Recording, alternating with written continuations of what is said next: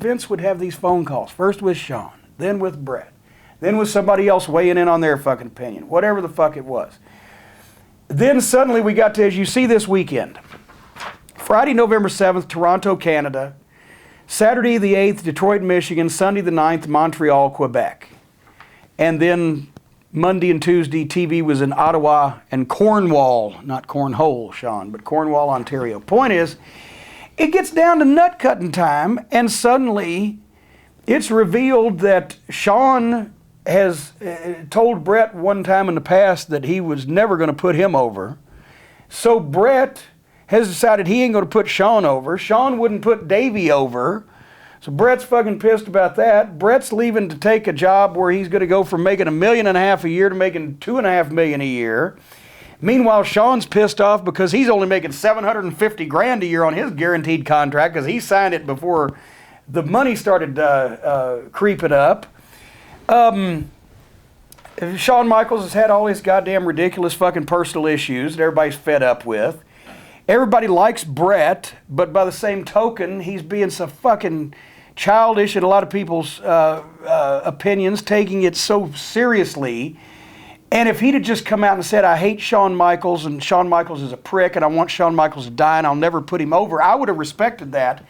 But it's like they said, well, if you don't want to put him over on pay-per-view, Bret, what about dropping it to him Friday night? Well, no, I'm not going to let him beat me in Canada.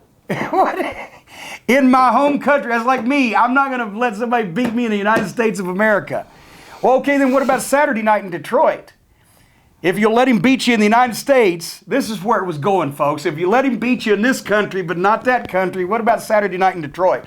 Well, that don't work because we've sold the pay-per-view on me being champion. If I go to Montreal where I'm over and I'm not the champion, it'll let all my Canadian fans down. He said he was a Canadian hero, which he is. But let's face it, that list is not the I kid, I jest. But Whipper Billy Watson level fucking hero here.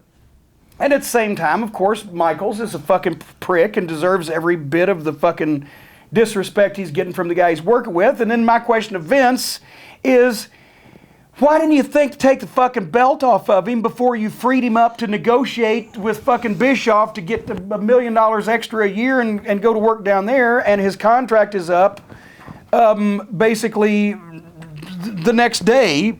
Then there was the talk they were going to do some kind of DQ finish, and he was going to come out and just hand the belt to him on fucking Raw. And I made my thought known to Vince. I said, why don't you just lay down and let him piss in your mouth while he does that? What the fuck? Yeah, here's my belt. I'm the champion of your company, but I'm giving you this back because I'm going to go and wrestle for the guys that are going to pay me a lot of money. What does Vince say to this? He said, well, you may be right there, pal. I mean, what can he fucking say? This was the biggest goddamn clusterfuck in the history of clusterfucks.